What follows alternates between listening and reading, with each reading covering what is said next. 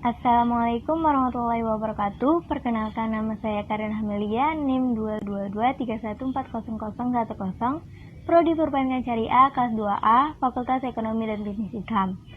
Saya di sini akan menjelaskan beberapa materi. Yang pertama, riba dan macam-macam riba. Yang kedua, akad mudharabah dan contohnya.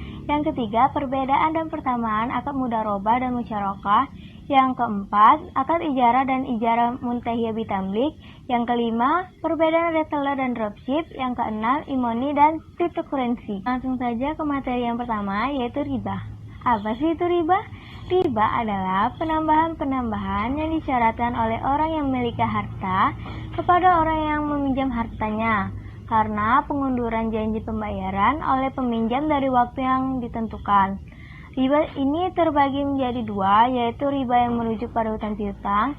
Yang keduanya, riba yang merujuk pada jual beli seperti gandum, emas, garam, dan yang lain sebagainya. Adapun macam-macam riba, yang pertama yaitu riba fadl, yaitu riba yang tukar menukar barang ribawi yang sejenis dengan kualitas dan kuantitas yang berbeda. Yang kedua, riba nasi'ah, yaitu yang serah terimanya tidak satu waktu atau adanya penundaan. Yang ketiga, riba qard, yaitu kelebihan manfaat tertentu yang disyaratkan terhadap utang.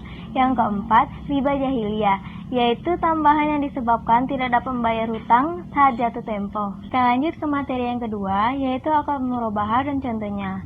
Akad murabahah adalah akad jual beli barang pada harga asal dengan tambahan keuntungan yang sudah disepakati. Contohnya, ada seseorang, yaitu kita sebut saja si A, yang dia ingin menjual laptop dengan harga 5 juta dan dia meminta bantuannya temannya si B untuk menjualkan laptopnya.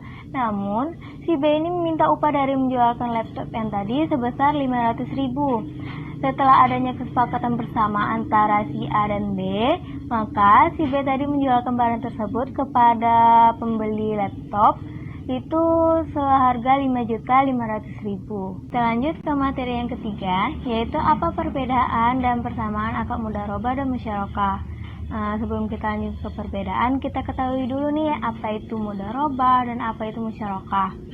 Akad mudharabah adalah akad kerjasama yang dilakukan antara si A yang mempunyai skill dan si B yang mempunyai modal, lalu bekerja sama membuka kegiatan usaha di mana pembagian hasilnya itu atau keuntungannya itu berbeda karena si A lebih banyak bekerja karena menggunakan skill, sedangkan si B hanya menyalurkan modal saja tanpa ikut bekerja.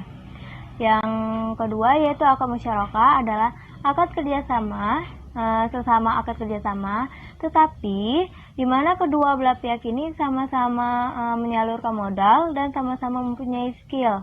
Maka pembagian hasilnya pun sesuai dengan posisi kerja dan sesuai dengan modal yang disalurkan antara kedua belah pihak tersebut. Adapun perbedaannya, kalau perbedaan yang mudharabah yaitu hanya satu pihak saja yang bertindak sebagai pemberi modal dan keuntungannya dibagi antara kedua pihak dan kerugian ditanggung oleh pemilik modal. Sedangkan musyarakah, akad kerjasama antara dua pihak atau lebih dalam suatu usaha tertentu atau kerjasama tertentu. Setiap pihak memberikan modal, keuntungan, dan risikonya ditanggung bersama-sama sesuai dengan kesepakatan antara pihak-pihak yang terkait. Adapun persamaannya yaitu sama-sama melibatkan orang lain untuk membangun bisnis.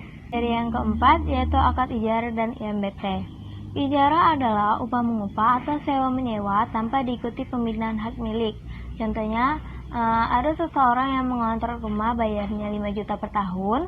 Seseorang itu bakalan terus-menerus membayar selama dia ngontrak di rumah itu atau menempati rumah itu, tetapi rumah itu tidak akan menjadi miliknya atau masih menjadi pemilik yang pertama tadi. Sedangkan ijarah muntahiyah bitamlik atau biasa disebut MBT adalah sewa menyewa yang diikuti dengan pemindahan hak miliknya. Contohnya seperti seseorang, kita sebut saja si A membeli rumah dari seseorang yaitu si B. Namun si A ini belum bisa membayar lunas, tetapi sudah menempati rumah yang ingin dibeli tersebut, rumahnya yang si B tadi. Maka sesuai dengan kesepakatan antar pihak, berapa uang yang harus dikeluarkan dalam per tahunnya atau bisa juga menjadi per bulannya, dan dalam jangka waktu tertentu rumah tersebut akan menjadi milik si A tadi. Materi yang kelima yaitu perbedaan reseller dan dropship. Sebelum kita lanjut ke perbedaan, kita ketahui dulu apa itu reseller dan dropship. Dropship adalah penjualan produk yang memungkinkan dropshipper menjual barang ke pelanggan dengan bermodalkan foto dari tokonya atau supplier tanpa harus menyetok barang dan menjual ke pelanggan dengan harga yang telah ditentukan. Sedangkan reseller artinya adalah menjual kembali barang. Dan reseller ini hampir mirip dengan pedagang yang sama-sama mengambil barang dari penjual dan menjualnya kembali dengan harga yang lebih tinggi. Perbedaan reseller dan dropship itu ada di stok dan pengiriman barang. Dropship ini tidak perlu menyetok barang, tidak perlu repot packing, dan tidak perlu repot dengan mengirim barang.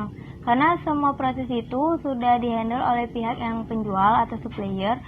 Dropshipper ini hanya bermodalkan gambar, deskripsi produk, dan kemampuan marketing yang bagus untuk menarik pelanggan belanja. Biasanya dropshipper ini tidak bertransaksi face to face langsung dengan pelanggan karena kebanyakan dari mereka itu berjualan di sosial media, di mana barang yang dipesan pelanggan semua dikirim melalui kurir. Sedangkan reseller ini yaitu jual beli yang dilakukan dengan menjual kembali barang yang diambil oleh pedagang dari pedagang yang stok. Dalam sistem ini, penjual harus menyetok barang terlebih dahulu sebelum bergerak sebagai penjual. Tanggung jawab pengiriman barang tersebut melekat pada dirinya sendiri. Materi yang keenam yaitu tentang e-money dan cryptocurrency. E-money adalah instrumen pembayaran tidak tunai atau non-tunai. Produk ini menyimpan sejumlah nilai uang yang tersimpan dalam peralatan elektronis. Nominal uang yang tersimpan secara elektronis ini dilakukan dengan cara menukarkan sejumlah uang atau dengan melalui pendebitan rekening bank yang kemudian tersimpan dalam peralatan elektronis yang biasanya berupa sebuah kartu. Cryptocurrency adalah mata uang virtual yang dapat digunakan sebagai alternatif transaksi dengan mekanisme melalui dukungan jaringan internet yang dilindungi dengan sistem sandi komputer yang rumit secara aman. Itulah tadi penjelasan saya mengenai 6 materi yang telah saya sampaikan di awal. Semoga dapat dimengerti, dapat dipahami, serta semoga penjelasan-penjelasan saya dari awal sampai akhir tadi jelas tentang materi yang telah saya sampaikan. Jika ada kesalahan saya mohon maaf, kepada Allah saya mohon ampun. Sekian dari saya. Wassalamualaikum warahmatullahi wabarakatuh.